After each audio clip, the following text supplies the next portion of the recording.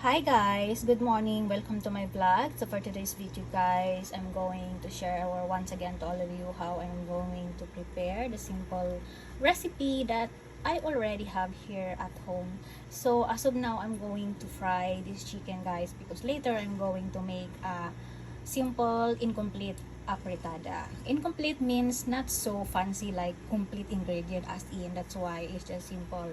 So all I have to do now is this is the little chicken, and then this is the ingredients that I'm using. So I'm gonna add some pinch of salt, and then I'm using ginger powder. Yes, and then I'm going to add some black pepper, and then I'm going to add some cornstarch. Ito yung nagpapa-crispy sa chicken guys. And of course, this is flour. And all I have to do is to mix this one. Mix. Ihalo lang yan guys. Tapos yun, i-ready to fry na. Wait, kakamayin ko na lang guys. Magbugas ako ng kamay. Wait lang. So, ganyan lang guys. You can add some lime or egg para mas ano. Minsan naglalagay ako guys ng egg. Pero hindi na ako maglalagay ng egg. So, ganun lang. And ready to fry na siya guys. Ibabalik ko to sa, mas maganda, mas maaga ka nag-marinate. Ilagay mo sa ref and then later you can fry. Para mas ano siya guys, mas maganda siya prituhin and more crunchy. So, that's the perfect outcome guys. And this is ready to fry. Habang yung kapatid ko ay bumibili ng, pinapabili ko siya ng carrots. Ayan guys, ready na to fry the chicken. And yes, this is the pan. I'm going to add some oil. Yeah. And antayin ko lang siyang mag-init bago natin ilagay ang chicken. So ayan guys, while I'm waiting the pan to become heated, so yan, meron akong, ito yung pinabili ko sa kapatid ko pala. Tapos ako ay nakapagsain na din. Oh my god. Tapos nagpabili ako sa kapatid ko. Ito yung pagkain pala ng ano, ng pusa ko. Ito yung favorite nila. Princess. Ayan, 170 ang kilo nito. Tapos hugasan ko muna ito guys habang ako ay nagpiprito. Oh my god. Obviously guys, ang init na ng mantika. So ilalagay ko na ito.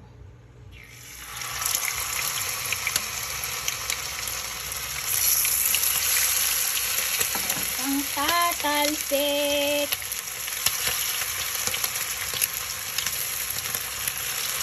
Nagpapagkakasyahin ko sila dito sa kawali. Kasi parang isang tutuhan lang.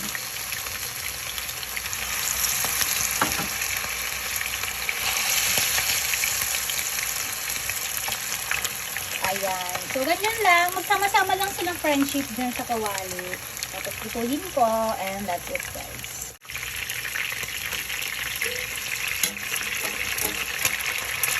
La la la la la la la. So, balik pa rin lang natin sila guys. Ayan. Balik pa rin. Ang bango guys. Nangangamoy yung ginger.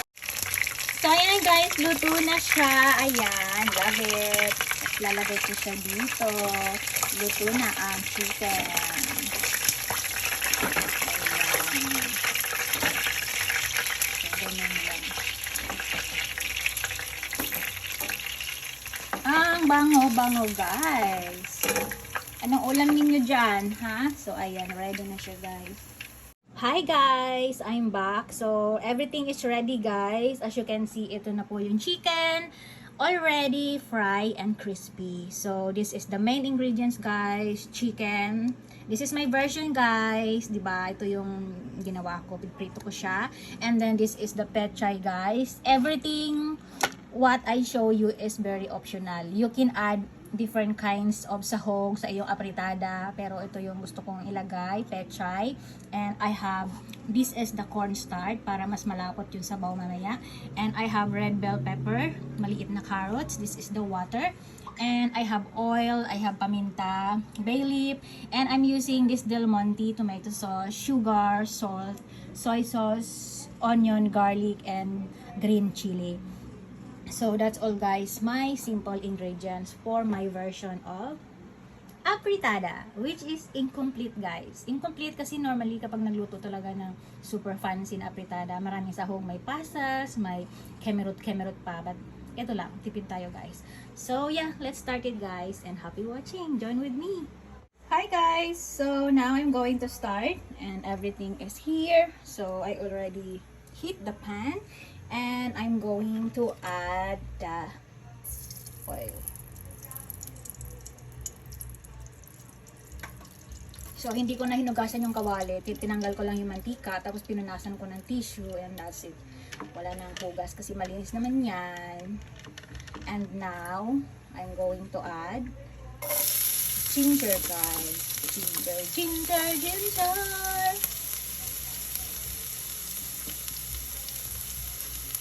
And then, I'm going to add onion. Halo-haloin na sila, guys. Isama din naman sila. Hindi naman tayo maselan. Ako pala. Hindi naman pala ako guys maselan. So, ayan. Halo-haloin mo lang siya. Hanggang halo-halo. Hanggang maghalo ng maghalo.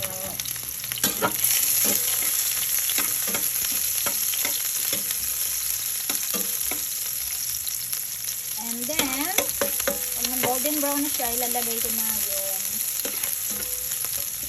other ingredients. Ilalagay ko na pala itong oil. Meron pala akong bay leaf. Optional lang yan guys. Kung ayaw nyo maglagay nyan, okay lang. Gusto ko lang kasi yung pang-aroma siya. So ngayon, maglalagay na ako ng tomato sauce. Hinaan ko muna yung apoy.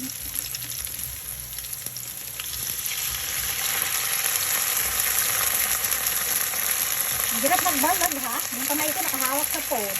So, wala tayong stand for video. So, ngayon lalagyan siya ng tubig.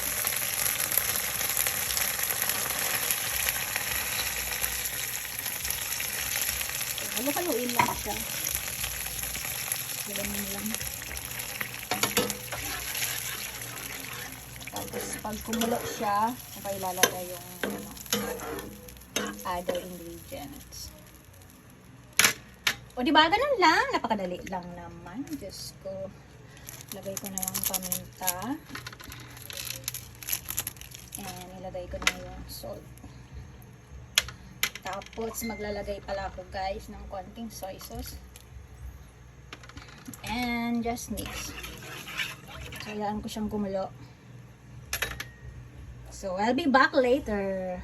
So, ayan guys. Ayan na lang yung natitirang ingredients. So, tingnan natin kung kumulo na. So, ayan. Kumulo na siya guys. So, it's time to add the sugar. Tapos, ilalagay ko na itong manok. Ilagay ang fried chicken. Bango guys. Super bango. Meron pang isa. And ilalagay ko na itong bell pepper, red bell pepper. And ilagay ko na itong carrots kasi yung manok luto na yan guys. Kaya tapos after kumulo niyan, ilalagay natin yung pechay. So, for now, ayan na siya, guys. Diba? Ang bango-bango naman. Grabe, nakakagutom, guys. Hey, guys. So, ayan. Ito na yung update ng aking incomplete apritada. Charot. So, ayan na siya, guys. Ayan na yung fried chicken. Nasabi ko sa inyo na gagawin kong apritada with my version, of course. Ayan. So, ngayon, tatakpan ko lang siya para kumulo. And after that, ilalagay ko yung pechay, which is ito. Tapos, yun. Mabilis lang yan maluto, guys. Kasi, luto naman yung chicken. Kumbaga, yung carrots na lang yung medyo ihap ko po dyan. And, yeah. And later, is ready to serve. So, ayan, guys. Ayan. Sobrang So, ayan na siya, guys. So, juicy na. So, ngayon, ilalagay ko na, guys, itong aking, ito, yung cornstarch. Para maging malapot siya, guys. This is optional lang, guys. Kung ayaw mo, walay problema. Ayan. Yung carrots niya, guys, hindi siya half cook. Matigas pa nga siya. Pero okay lang yun. Para, So, ganun lang. Luto na yan, guys. Ilalagay ko yung pechay sa ibabaw and papatayin ko na ang apoy and luto na. So ngayon, tikman ko muna, guys. Tingnan mo, diba? Pag naglagay ka ng cornstarch, guys, sobrang lapot. Diba? So ngayon, tikman ko na siya. Init. Oh my God. Love it. Hinaan ko yung apoy. Kasi naglapot na siya. Ayan, mahina na. So, ngayon, ilalagay na natin, guys, on the top yung pechay and papatayin na natin yung apoy. Tatakpan natin siya. So, ganun lang, guys, yung version ko. So, simple ingredients lang. So, yeah, that's it. Yan ang final, guys. Luto na yan. Luto na. So, magkukompress na lang yan mamaya. So, hindi ko na siya hahaluin. Ganon lang. So, once again, guys, thanks for joining with me on my cooking. And I hope you like it. Please let me know if you have any concern or idea. And I will appreciate that. So, for now, once again, happy Friday, guys, wherever you are. Stay safe and thank you very, very much for all the support and love that you all giving to me. I'm sorry if I did not respond or answer all of your comments yet and all the personal messages on my messenger. I'm sorry, guys, it's just too much crowded on my messenger, so ang hirap na mag-reply. Hindi ko na nga makita yung text messages ng anak ko eh. Anyway, haluin ko nga para sa inyo. So yun, super creamy, guys. Super creamy. Super creamy. So, ayan, luto na. Tinikman ko na, tamang-tama sa akin yung lasa. And, ayun. Yun ang technique, guys. So, pag gusto mong maging malapot, maglagay ka lang ng 1 tablespoon of cornstarch. And that's it. So, voila! Yeah, ready to serve, guys, and ready to eat and enjoy. Let's eat, everyone. Thanks for watching. Bye-bye.